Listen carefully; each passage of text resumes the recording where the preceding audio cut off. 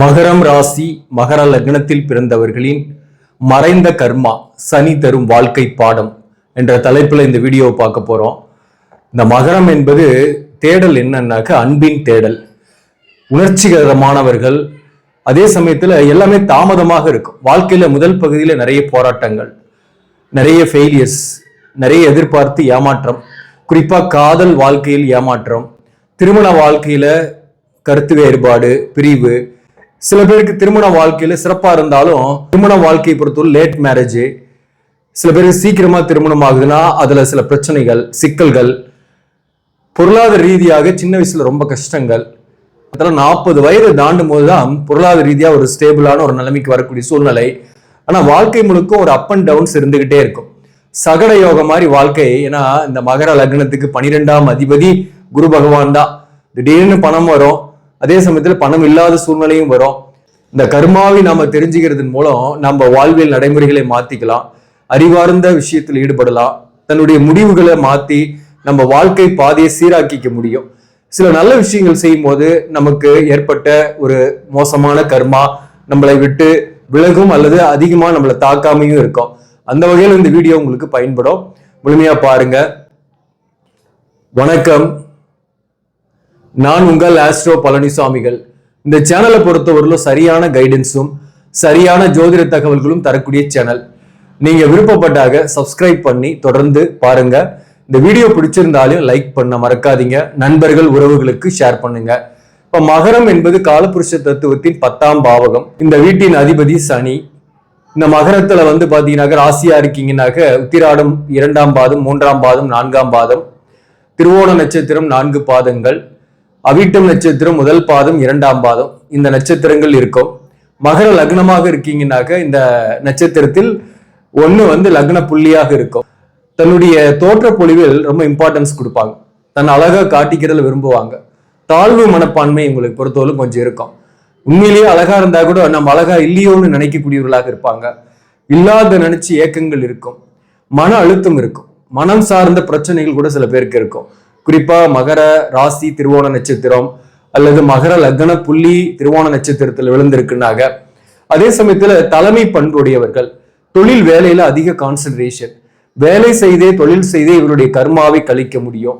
உயர் பதவியை வகிக்கக்கூடிய திறமைசாலிகள், எல்லார்கிட்டையும் சகஜமாக பேசுவாங்க, எல்லாரையும் அரவணைத்து போகணும்னு நினைப்பாங்க. பிடிவாதம் இருக்கும், கோபம் இருக்கும். திருமண வாழ்க்கையை பொறுத்தவரையிலும் தாமதமாக திருமணம் ஆகும். தாமதமாக திருமணம் ஆகுதுன்னா அது ஓரளவுக்கு சிறப்பாகவே அமைஞ்சிருது. 34 வயசுக்கு மேல பெண்களாக இருந்தா கூட 34 வயசுல இருந்து திருமணம் ஆகுது அப்படின்னா அந்த லைஃப்ல ஒன்றும் பெருசா காம்ப்ளிகேஷன் இருக்கிறதுல, அதாவது பிரிவை நோக்கி போயிடுறதுல. சண்டை சச்சரவுன்றது எல்லாருடைய வாழ்க்கையில இருக்கிறது தான். அந்த சண்டை சச்சரவுன்றது முதல்ல ஒரு 3-4 வருஷத்துக்கு அண்டர்ஸ்டாண்டிங் ப்ராப்ளத்தாலேயே வரும். அந்த அண்டர்ஸ்டாண்டிங் ப்ராப்ளம்னா, அதாவது மகர லக்னம் அல்லது மகர ராசியில பிறந்தவங்க தன்னுடைய வாழ்க்கை துணையை அக்செப்ட் பண்ணிக்கிறதுல அவ்வளவு சீக்கிரம் உடன்பட மாட்டாங்க. அதே போல இவங்களுக்கு வரக்கூடிய வாழ்க்கை துணைவரும் பொறுத்தவரையிலும் உணர்ச்சிகரமானவர்கள், எமோஷனல் டைப் உள்ளவர்களா இருப்பாங்க. தன்னுடைய சொந்தம், தன்னுடைய தாயாருக்கு இம்பார்ட்டன்ஸ் கொடுக்கக்கூடியவர்களாக இருப்பாங்க. அதனாலேயே ஒரு ஈகோ கிளாஷ் இருந்துகிட்டே இருக்கும். மற்றபடி அது ஒரு 3-4 இயர்ஸ்ல குழந்தை இதெல்லாம் ஆயிடுச்சுனாக்க ஓரளவுக்கு செட்டில் ஆயிடுறாங்க. ஆனா சீக்கிரமா கல்யாணம் அப்படின்னாக்க அந்த கல்யாண வாழ்க்கையில பிரிஞ்சிடுறாங்க, கருத்து வேறுபாடுகளோடு இருக்கிறாங்க, தனிமையா இருக்கக்கூடிய சூழ்நிலைகள் இருக்கு. சப்போஸ் சீக்கிரமா ஒரு காதல் வருது, அந்த காதல் வாழ்க்கை எப்படி இருக்கு அப்படின்னாக்க அதுல ஏமாற்றங்களை சந்திக்கிறாங்க. குறிப்பா அந்த காதல் திருமணத்துல சப்போஸ் முடிஞ்சிருதுனாக்க அதுல மேக்சிமம் பிரிஞ்சிடுறாங்க. அதுல வெரி ஃபியூ பர்சன்ஸ் மட்டும் நல்லா இருக்கிறாங்க. அதற்கு அவங்களுடைய ஜாதகம் தான் காரணம், பிரியறதுக்கும் அவங்களுடைய ஜாதகம் தான் காரணம். நம்ம ஒரு பொது பலனாதான் இதெல்லாம் சொல்றோம். இப்போ மகரத்துல இருப்பவங்க பாத்தீங்கன்னாக்க கொஞ்சம் கோபம், டென்ஷன் ஆயிட்டு கொஞ்சம் பிடிவாதமா பேசினாலையும் மனசுல நல்ல குணம் இருக்கும், நல்ல விஷயத்த செய்யணும்னு நினைப்பாங்க, மற்றவங்களுக்கு கிடைக்கணும்னு நினைக்க மாட்டாங்க, மற்றவங்களுக்கு உதவுவாங்க. ஏதோ ஒரு வகையில தனக்கு தெரிஞ்ச வேலையை கூட மற்றவங்களுக்கு வாங்கி கொடுப்பாங்க. பண உதவின்னு கேட்டாங்க, தனக்கு இல்லைன்னா கூட ஏதோ ஒரு வகையில அரேஞ்ச் பண்ணி கொடுத்துருவாங்க, சூரிட்டி கையெழுத்து போட்டுருவாங்க. இப்படி நிறைய இடத்துல அவசரமா மற்றவங்களுக்கு கொடுத்துட்டு ஏமாந்துடுறது. அந்த நண்பர்கள் வகையில ஏமாற்றம், அதே போல உறவுகள் வகையில சோதனைகளை இவங்க சந்திக்கிறாங்க. குறிப்பா இந்த உறவுகள், அதாவது தாயார் வகையில இருக்கக்கூடிய உறவுகள் ஆகட்டும், சகோதர வழி உறவுகள் ஆகட்டும், இவங்களுக்கு பெருசா செட் ஆகுறதுல அந்த அண்டர்ஸ்டாண்டிங் இருக்கிறதுல. அதனாலேயே தனிமையை விரும்புவாங்க, தனித்தே இருப்பாங்க. பாத்தீங்கன்னா மேக்சிமம் அது கல்யாணத்துக்கு முன்னாடியும் தனிமையாவே இருக்கிறது, அல்லது கல்யாணம் ஆன முன்னாடி கூட நிறைய உறவுகளோட அட்ராக்ஷன் இல்லாம தனித்தே இருப்பாங்க. வேலை விஷயத்துல அதிக கான்சென்ட்ரேஷன் பண்ணக்கூடியவங்க, வேலை தொழில் பணம் இதில் தான் அதிகமா கான்சென்ட்ரேட் பண்ணுவாங்க. அதாவது வாழ்க்கை என்பது வாழ்வதற்கே, வேலை செய்வதற்கே அல்ல. வேலைன்றதும் ஒரு பார்ட்டு தான், தொழில்ன்றது ஒரு பார்ட்டு தான், பணம்ன்றது ஒரு பார்ட்டு தான். ஆனா குடும்பத்தோட மகிழ்ச்சியாக இருக்கிறது தான் முக்கியமான பார்ட்டு. அதே போல எதுலையும் அவசர குணம், எதுலையும் முன்கோபம், அதனால மற்றவங்ககிட்ட சில நேரங்கள் எடுத்தெறிஞ்சு பேசுறதுனாலையும் அல்லது தன்னை மிகைப்படுத்தி பேசுறதுனாலையும் அதை உடன் பணிபுரியவங்களும் சரி உறவுகளும் ரசிப்பதில்லை. குறிப்பா வாழ்க்கை துணைவர் கூட அதை ரசிக்கிறது இல்லை. அதனால ஒரு ஈகோ கிளாஷ் ஆயிடுது. மறைமுகமாக அவங்க எதிரிகளாக இருக்கிறாங்க. அதாவது தன்னை பத்தி பெருமையா பேசுவாங்க. கேட்கிறவங்க பாத்தீங்கன்னா குறிப்பா அந்த சக பணியாளர்கள் அல்லது இவங்களுக்கு கீழே பணிபுரியவங்க மேக்சிமம் இவங்களை அதை ரசிக்க மாட்டாங்க. இவங்க பேசுறதெல்லாம் என்ன பண்ணுவாங்க, இவங்களை எப்படியாவது டம்மி பண்ணணும் அல்லது டாமினேட் பண்ணணும்னு நினைச்சுக்கிட்டு இவங்க பேசுறத பேசாததெல்லாம் சேர்த்தி மேலதிகாரிகிட்ட போட்டு கொடுத்துறது அல்லது மேனேஜ்மெண்ட் கிட்ட போட்டு கொடுக்கறது. அதனால வேலையில ஒரு நெருக்கடி, வேலையில மாற்றங்கள் அடிக்கடி சந்திக்கக்கூடிய வாய்ப்பும் ஏற்படும். இவங்களுக்கு எல்லாமே தாமதமா கிடைக்குது. குறிப்பா அந்த 35-36 வயசுக்கு மேலதான் வாழ்க்கையே ஸ்டார்ட் ஆகுது. மேக்சிமம் தந்தையுடன் கருத்து வேறுபாடு இருக்கும். தந்தையை பிரிஞ்சு இருப்பாங்க. முக்கியமான நிகழ்வுகளில் தந்தை இருப்பதில்லை. தந்தையை பிரிந்து பின்பு வாழ்க்கை முன்னேற்றம். அதே போல தாயார் மேல அதிக பாசம், மேலும் தாயாருடைய குடும்ப வாழ்க்கையில பாதிப்பு இருக்கும். எதையும் எமோஷனலாக தேடக்கூடியவர்கள், அதனால மன அழுத்தம் இருக்கும், உணர்ச்சிகரமாக செயல்படுவாங்க. அதே சமயத்துல இவங்க குடும்பம் பிள்ளைகள் இவங்களை விட்டு தொழில் காரணமாவது ஏதோ ஒரு வகையில தள்ளி இருக்கக்கூடிய சூழ்நிலை ஏற்படுது. அதனால திருமண வாழ்க்கையில சில சச்சரவுகள், கருத்து வேறுபாடுகள் போன்றவையும் சில பேருக்கு இருக்கும். மகரம் ராசி அல்லது மகர லக்னத்துல பிறந்தவங்களுக்கு கடனும் இருக்கும். இஎம்ஐ போட்டு இவங்க எதையாவது ஒன்று வாங்கிடுவாங்க, அதற்காக ஓடிக்கிட்டே இருப்பாங்க. அதனால குடும்ப வாழ்க்கையில அதிகமான கான்சென்ட்ரேஷன் பண்ண முடியாத சூழ்நிலைகள் இவருடைய வாழ்க்கையில ஏற்படும். தாமதமாக கிடைக்கும் வெற்றி. ஆரம்ப வாழ்க்கையில ரொம்ப கஷ்டம். எந்த ஒரு முயற்சி செஞ்சாலும் முதல்ல எடுத்தோடனே வெற்றி அடையிறதில்ல. அது பிற்கால வாழ்க்கையில தான் அது வெற்றியை கொடுக்குது. எல்லா விஷயத்திலையும் தடை. உயர்கல்வி படிக்கணும்னு வரும்போது ஒரு தடை ஏற்பட்டு அதுக்கப்புறம் கண்டினியூ பண்றது. அதே சமயத்துல வேலை கிடைக்கிறதுல முதல் வேலை சரியில்லை, அதுக்கப்புறம் சிறப்பான ஒரு துறை அமையும். குடும்ப பொறுப்புகள் அதிகம், பிறரை விட மெதுவான வளர்ச்சி, உணர்ச்சிகரமாக செயல்படுதல், இதெல்லாம் இவங்களுடைய கர்மா. மகர ராசி அல்லது மகர லக்னத்துல பிறந்தவங்க தான் தான் எல்லா விஷயத்தையும் இறங்கி செய்யணும் அப்படின்னு நினைக்குவாங்க. யாரையும் முழுமையாக நம்ப மாட்டாங்க. அதனாலேயே கூடுதல் பொறுப்பு வேலை பார்க்கக்கூடிய இடத்துல. ஸோ அதனால முழுமையாக நம்பாததுனால சுமை அதிகம். அந்த ஒர்க்கை டைவர்ஷன் பண்றதுல அதனால ஒர்க் ப்ரெஷர் அதிகம். அதனாலே வேலை மாற்றத்தை இவங்களுக்கு அடிக்கடி ஏற்படுது. பணம் மற்றும் பதவி ஆசை. இவங்களை பொறுத்தவரையிலும் நிறைய பணம் சம்பாதிக்கணும், உயர் பதவிகளுக்கு போகணும் அப்படின்றது தான் முதல் தரமான எண்ணமா இருக்கும். அதை உணர்ச்சிகரமாக தேடுவாங்க. அதன் மேல ஒரு எமோஷனல் அட்டாச்மெண்ட் இருக்கும். உறவுகளோட அந்த அளவுக்கு பெரிய அட்டாச்மெண்டா இருக்க மாட்டாங்க. அதுவும் ஒரு காரணம். அதனாலையும் உறவுகள் இவங்களை விட்டு விலகி போவாங்க, இவங்களும் உறவுகளை விட்டு விலகி போவாங்க. மொத்தத்தில் ஒரு தனிமை இருந்துகிட்டே இருக்கும். பெரும்பாலும் தனிமையை தவிர்க்கிறது நல்லது. கொஞ்சம் உறவுகளும் வேணும். வாழ்க்கை துணை ஒரு வகையிலையும் சந்தோஷமா இருக்கணும், குடும்பத்தோடு இருக்கணும், பிள்ளைகளோடையும் நம்ம டைம் ஸ்பெண்ட் பண்ணணும். அப்படின்றதுக்காக நம்ம டைமை ஒதுக்கணும். அதனால மகிழ்ச்சி ஏற்படும், மன அழுத்தம் இல்லாமல் இருக்கும்.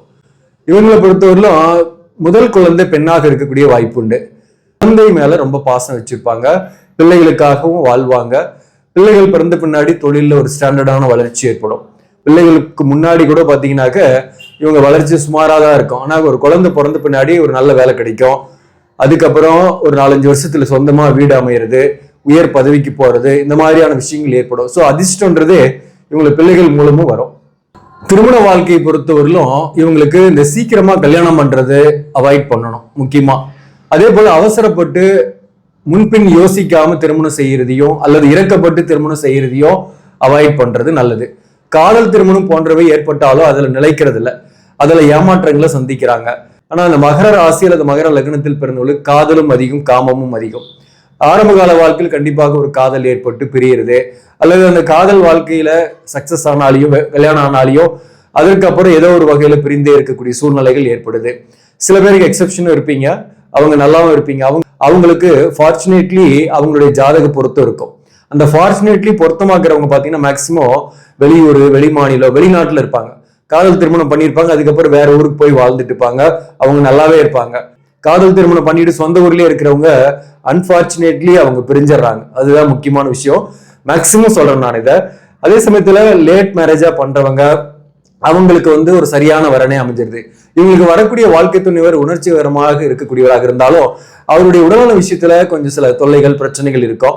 படித்தவராகவும் இவரை விட இளமையான தோற்றம் கொண்டவராகவும், ஆனா ஒரு எப்பயுமே வந்து ஒரு வேவரிங் மைண்ட் அவர்கிட்ட இருக்கும். இதான் அதிகமா கான்சென்ட்ரேட் பண்ண மாட்டார். அதாவது தன்னுடைய வாழ்க்கை துணைவை ரொம்ப பொசசிவா நேசிக்கிறவரா இருக்க மாட்டாரு. பட் இருந்தாலும் as a husband, as a wifeன்ற அளவுக்கு அவர் இம்பார்ட்டன்ஸ் கொடுக்கக்கூடியவராக இருப்பாரு. ஆன்மீக விஷயத்துல அதிக ஈடுபாடு காட்டுவாங்க. ஒரு பர்டிகுலர் ஏஜுக்கு பின்னாடி 50 வயதுக்கு மேல போனா எல்லா விதமான விஷயங்களையும் தவிர்த்துட்டு, குறிப்பா வந்து நான்வெஜ் சாப்பிட்றாங்கன்னா அதை தவிர்த்துருவாங்க. ஆடம்பர வாழ்க்கையெல்லாம் விட்டுட்டு ஒரு எளிமையான வாழ்க்கையும் வாழ்வாங்க. இவங்க சொல் பலிக்கும், வாக்கு பலிதம் உடையவர்கள். அதனால ஆன்மீகத்திலேயும் அதிக ஈடுபாடு கொண்டவர்களாக இருப்பாங்க. ஒரு மகான்கள் போல கூட செயல்படுவாங்க. அதாவது ஒரு பிரம்மச்சாரியத்தை கூட ஃபாலோ பண்ணுவாங்க ஒரு 50 வயதுக்கு மேல. ஸோ அவருடைய பிற்கால வாழ்க்கையில முதல் பகுதியில பட்ட கஷ்டம், கிடைத்த ஏமாற்றம், அனுபவம், அதன் மூலம் இவங்க நிறைய விஷயத்த கத்துக்கிறாங்க. அதனால பிற்பகுதியில ஒரு சரியான நேர்பாதையில இவங்க வாழ்க்கை பயணிக்கிறது. அந்த நேரத்துல பிள்ளைகளுடைய ஆதரவு, அதே போல வாழ்க்கை துணையுடைய சப்போர்ட் எல்லாமே இவங்களுக்கு கிடைக்கிது. சனி தரும் பாடம், வாழ்க்கையை வந்து அவசரப்பட்டு எந்த ஒரு முடிவும் எடுக்கக்கூடாது. அதே போல மற்றவங்க கிட்ட ரொம்ப வெளிப்படையாகவும் பேசக்கூடாது. எப்பயுமே தனிமையை நாடக்கூடாது. முடிந்த அளவுக்கு உறவுகளோடையும் ஒரு வாட் இஸ் வாட்ன்ற லெவல்லையாவது உறவை மெயின்டைன் பண்றது நல்லது. திருமணம்ன்றது ஒரு முக்கியமான நிகழ்வு வாழ்க்கையில நடக்கிறது. அதை வந்து பொறுமையாகவும் அவசரப்படாமல் ஜாதக பொருத்தம் பார்த்து ஒரு 30 வயது 34 வயசுக்கு மேல கூட கல்யாணம் பண்ணலாம், தப்பு கிடையாது. ஒரு சரியான வரன் வரும்போது நல்ல நேரம் நம்ம ஜாதகப்படி தசாபுக்தி நல்ல தசாபுக்தி நடக்கும்போது திருமணம் செய்யும் போது பெரும்பாலும் பாதிக்கிறது இல்லை. அதே போல சனி தரும் பாடத்துல முக்கியமா பொறுமை வேண்டும். மகர ராசி அல்லது மகர லக்னத்துல பிறந்தவங்க பொறுமையா இருக்கிறாங்கன்னா நிச்சயமா அவங்க பொறுத்தார் பூமி ஆழ்வார் மாதிரி அவங்க வேறு பதவிக்கு போயிடுறாங்க. வீடு, வாகனம், சொத்து எல்லாமே சம்பாதிச்சிடுறாங்க. ஒரு நல்ல வாழ்க்கை துணிவரையும் அடைஞ்சிடுறாங்க. வாழ்க்கை வந்து சிறப்பாகவே இவங்களுக்கு இருந்துகிட்டு இருக்கு. அனுபவத்தின் மூலம் இவங்க வந்து ஞானம் பெறுவாங்க. முக்கியமா நெகட்டிவ் சிந்தனை ஆரம்ப கால வாழ்க்கையில் அதிகமாக இருக்கும். நெகட்டிவா எதையுமே சிந்திக்காம பாசிட்டிவாவே இவங்க பேசுறாங்க, பாசிட்டிவாவே சிந்திக்கிறாங்கன்னா பாசிட்டிவாவே நடக்கும். குடும்ப உறவுகளை அலட்சியம் செய்யக்கூடாது. அதே போல வேலைதான் வாழ்க்கை என்ற எண்ணத்தை குறைக்க வேண்டும்.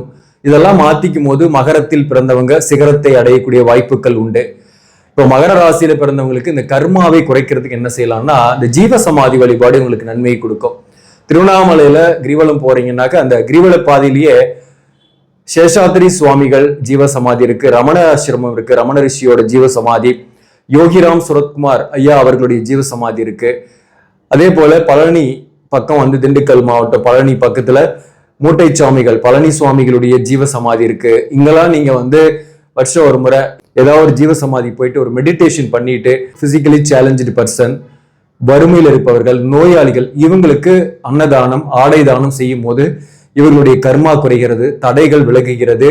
அதாவது தடைப்பட்ட காரியம் சில விஷயம்லாம் மூவ் பண்ணவே முடியலன்னா இதை வந்து நீங்க ஃபாலோ பண்ணி பாருங்க, சக்சஸ் கண்டிப்பாக உண்டு. நன்றி, வணக்கம்.